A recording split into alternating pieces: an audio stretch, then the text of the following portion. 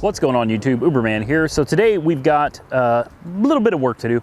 We're not going to do a whole lot today, but some basic maintenance is going to include changing the oil and the oil filter. We're going to change the rear differential fluid, which requires removing the bottom plug off the differential.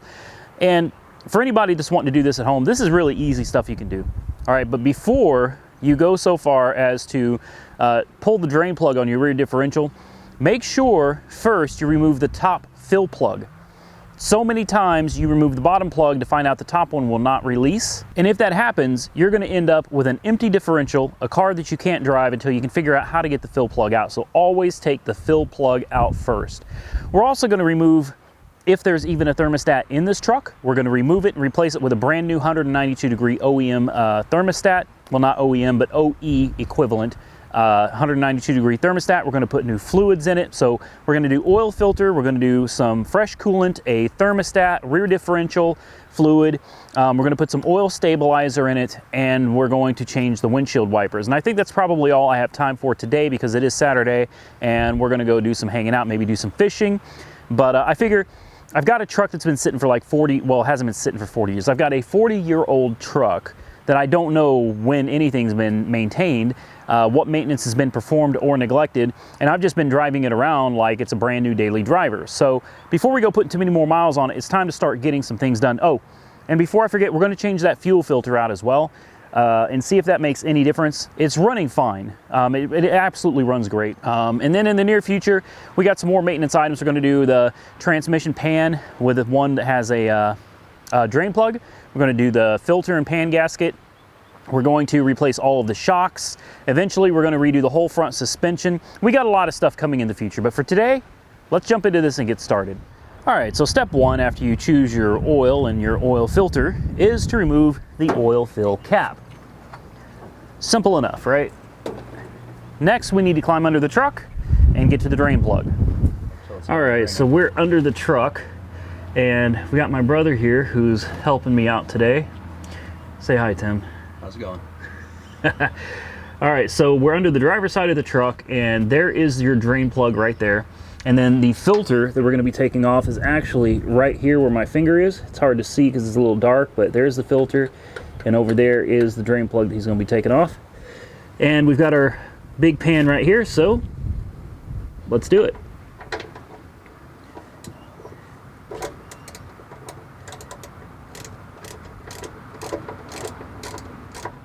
You want to move that pan over because it's going to pour out.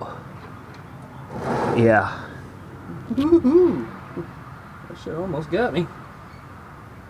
Yeah, I'll be stuck here for a minute. Watch your shirt, it's about to get in the oil.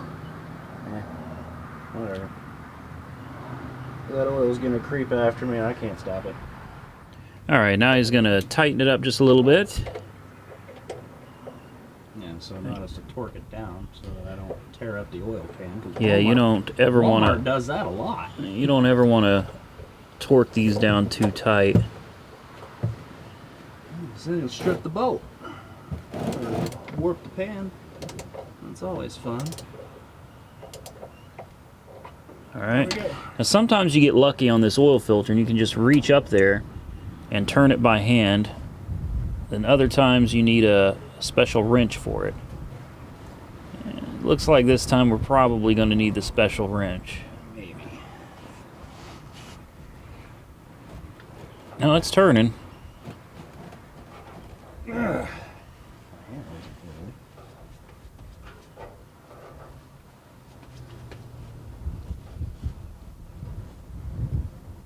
There she goes, she's coming.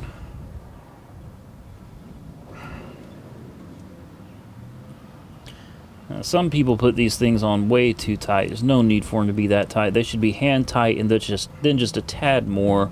All right, you're probably gonna want to climb out from under because that's gonna get all over you. Pull that pan over quite a bit more. There you go. And here she comes.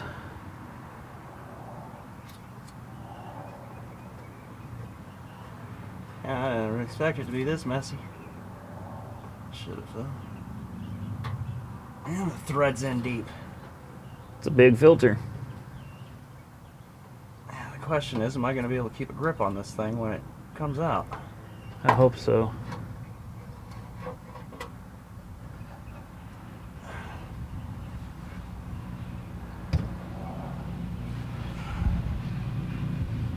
Now it's time to put it back together. All right, so what Tim's gonna do here is dip his finger in some of that fresh oil, and we're gonna rub that oil around the perimeter of the gasket to the new filter. This helps prevent leaks, so we're gonna go ahead and do that now.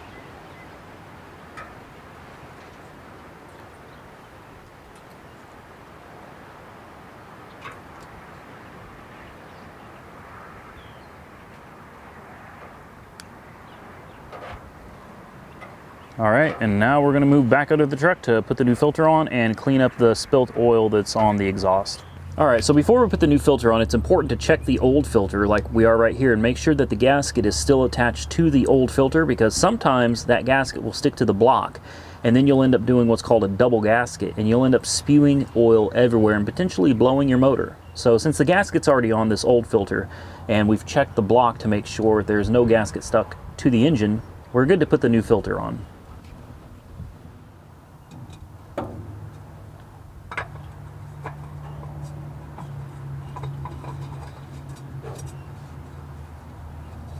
You only need to put this on hand tight and then just a tad more and you're good to go, just like that.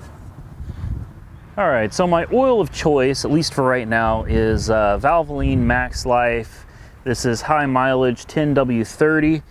And because this thing does puff a little bit of smoke when you first start it up in the mornings or after it's sat for a decent period of time throughout the day, I would normally use Lucas oil stabilizer. Unfortunately, they didn't have any.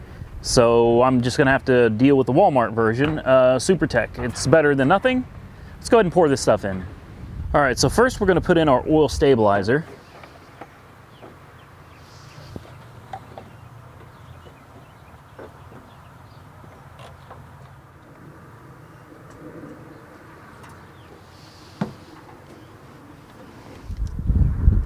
Next we'll pour in our motor oil.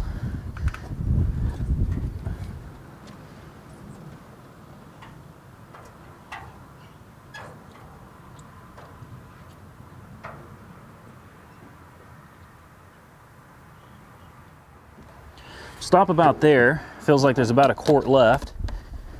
And we're gonna wanna fire it up to get oil circulating through the filter, and then we'll check the dipstick.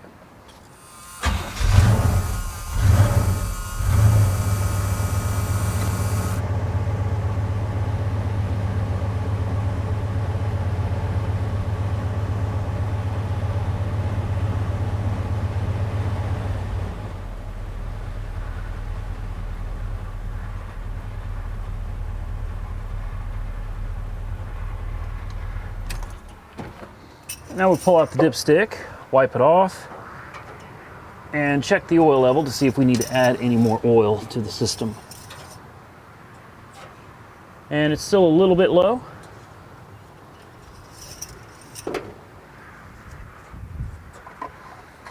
How much is left in this? You can probably add a good half of what's in here.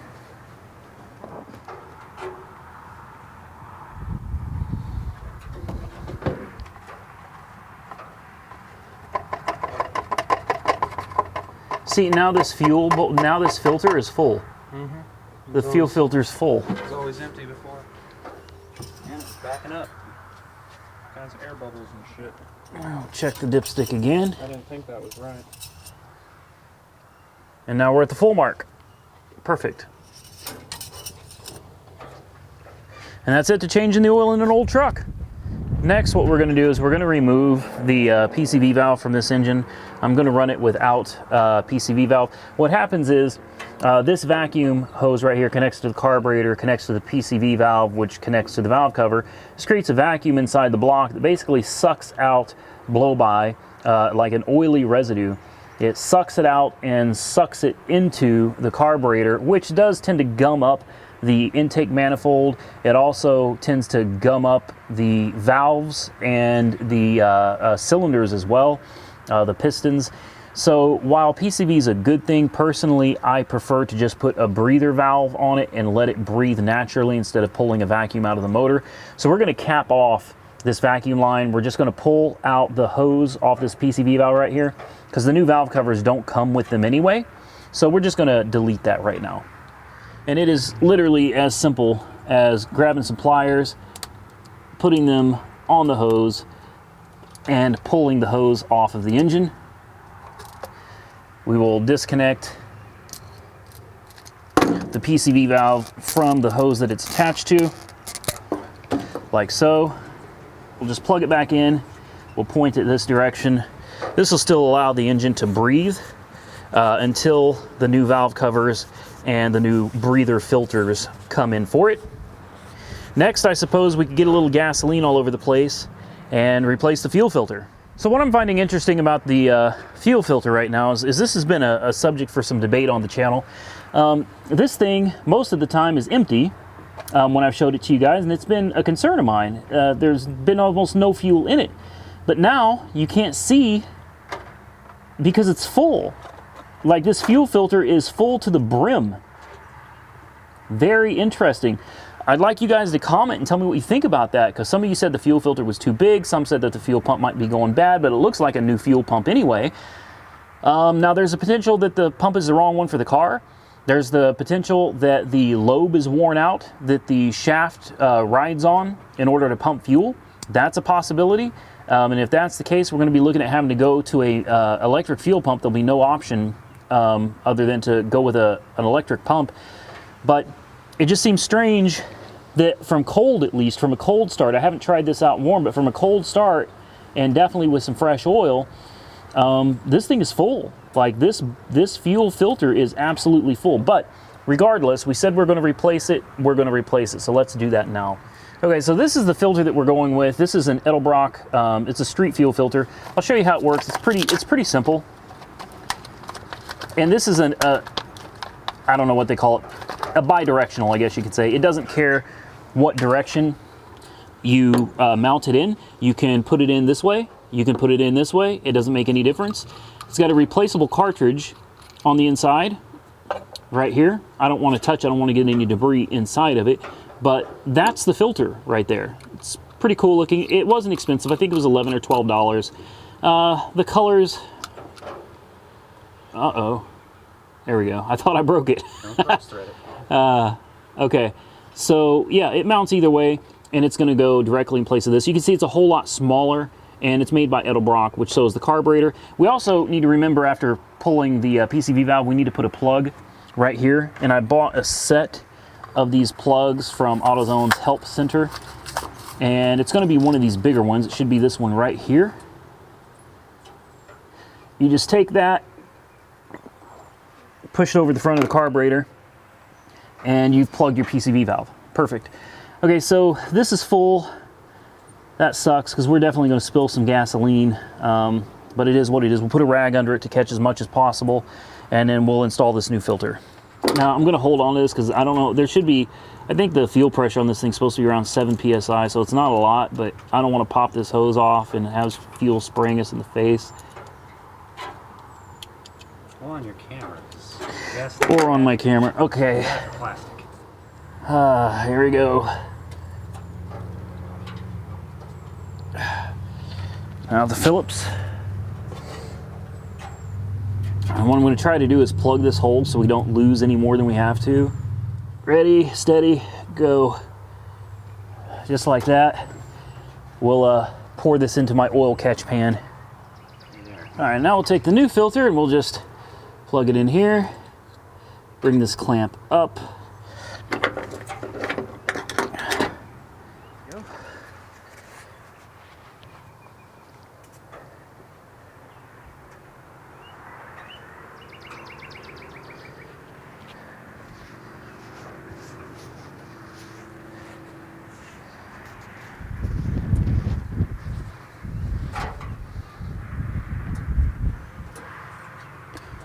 Before we test it out, I'm going to spray some carb cleaner down the carburetor.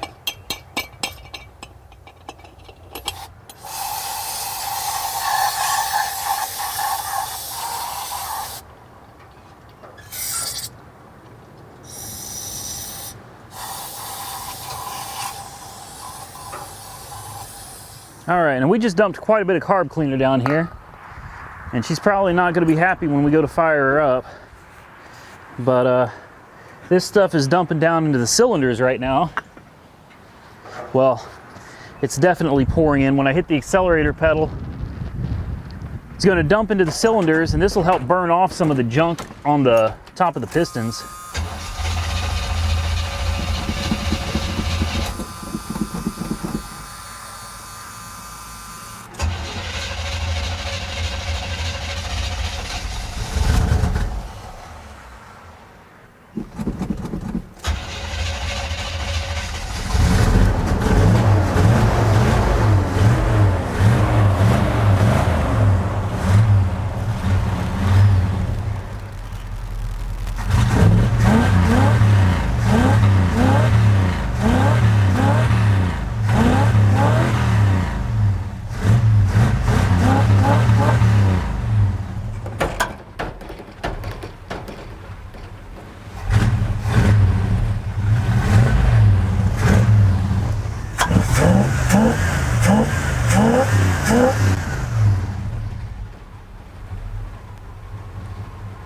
And there you go.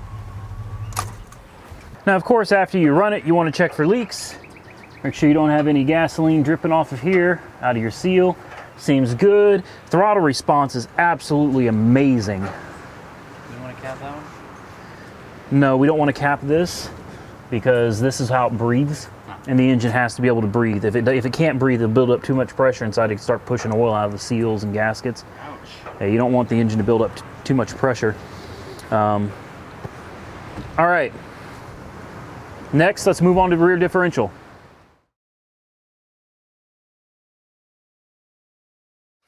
Okay, next we have the thermostat housing. Thermostat housing is right here. Thermostat is supposed to be underneath it, although we don't know if there's actually a thermostat in this or not. We're going to need the drain pan to put underneath the radiator because there is pressure on this system.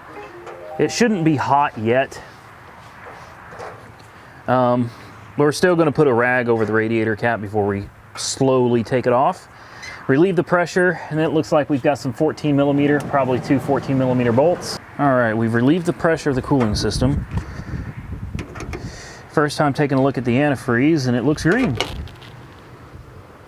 It's a little rusty, but the rust is coming out of the coolant reservoir, so we're going to probably detach that, clean it, and put it back. The coolant doesn't look bad in this at all. I'd say this is a good time to replace the antifreeze, so I think this is a 14, and it is.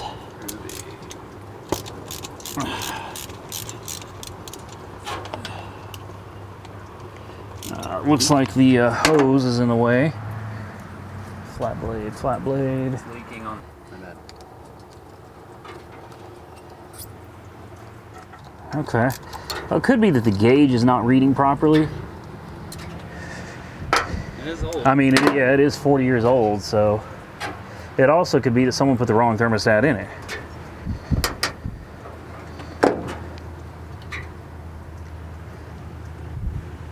This is a 195-degree thermostat, and it looks fairly new, but we'll replace it anyway.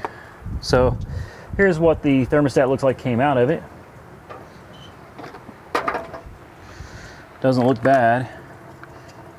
Scrape this gasket off.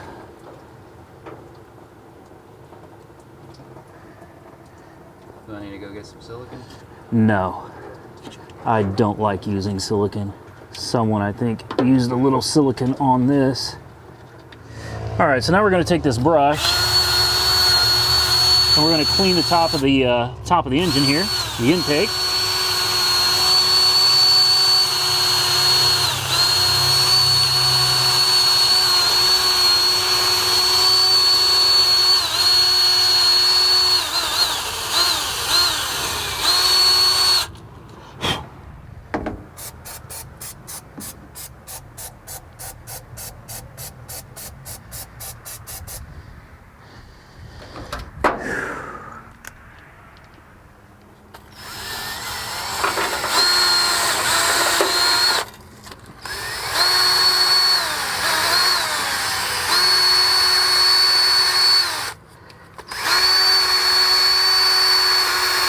right, now that we've got the intake manifold cleaned up, we can safely put the new thermostat in. We've got a new thermostat housing gasket that goes with it. Ah! Yeah. I did it. Yeah, I saw that. All right, so while using this brush to clean this thermostat housing, my brother and I both managed to get some tiger stripes down here by the thermostat. There you go. We both managed to get a little cut up by it. So you got to be real careful when you're using these wire brushes, because the smart way to do it would be to put this in a vise and clean it with a brush in a vise. Unfortunately, we're not the brightest. So anyway, moving on. We're going to take this housing, I'm going to take this gasket, then we're going to put these 2 bolts through it to help hold it in place, like so. We are going to flip her over, set it on top of the thermostat,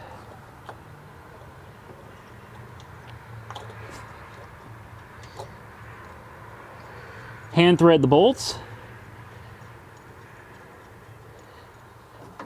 and we'll grab our trusty ratchet.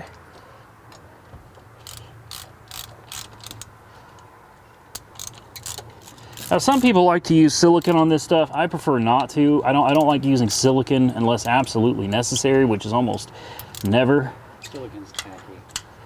You don't need to tighten this down too tight, just you can feel it.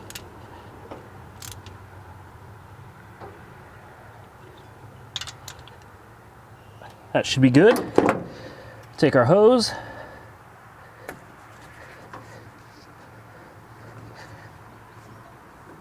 And finally our clamp.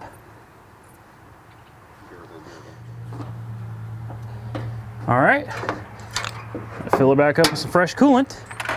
Now this is just the El Cheapo Walmart brand. 50-50 pre-diluted. Just, nah, no funnel necessary. Unless you have also.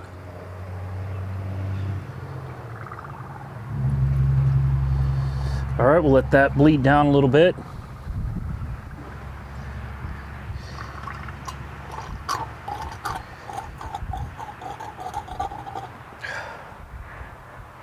Wire brush got me. Got him too. Same hand, same thing.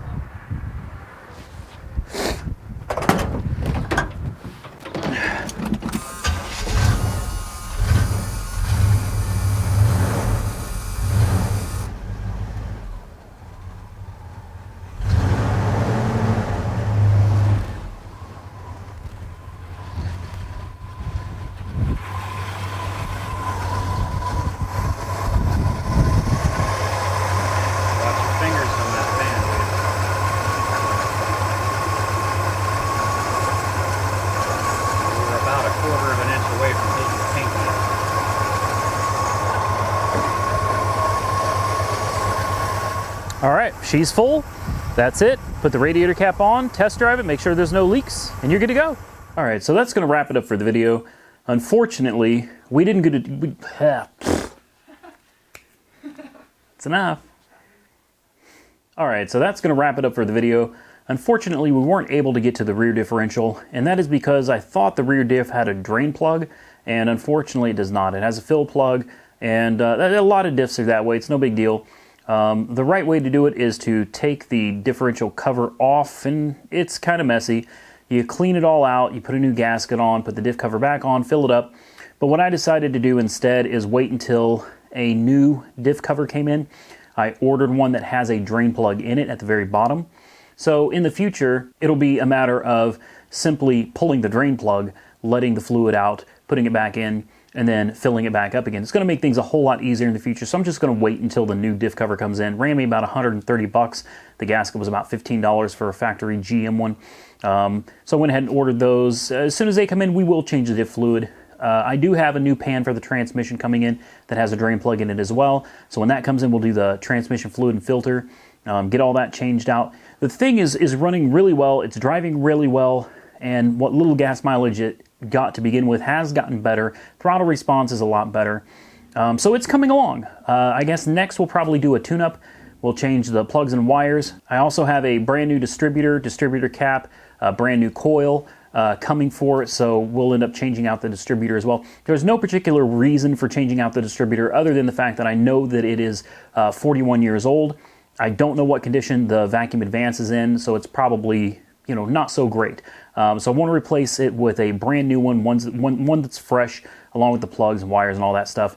So we still have more to do. I appreciate you guys watching. If you enjoyed the content, please give this video, Anyway, we got more to do in the future, so stick with me. We'll get back to it again. Thank you for watching the video. If you enjoyed this content, please give this video a big thumbs up. If you dislike it, go ahead and give it a thumbs down. Be sure to comment below. I do read them, even though I don't often get a chance to answer all of them. I will absolutely read all of them, and I will respond to them as often as I can. If you're not a subscriber to this channel, please subscribe. I certainly appreciate it. Don't forget to click that little bell icon so you get notified when a new video is out. And until next time, like, comment, subscribe, stay safe out there, and I will catch you in the next one.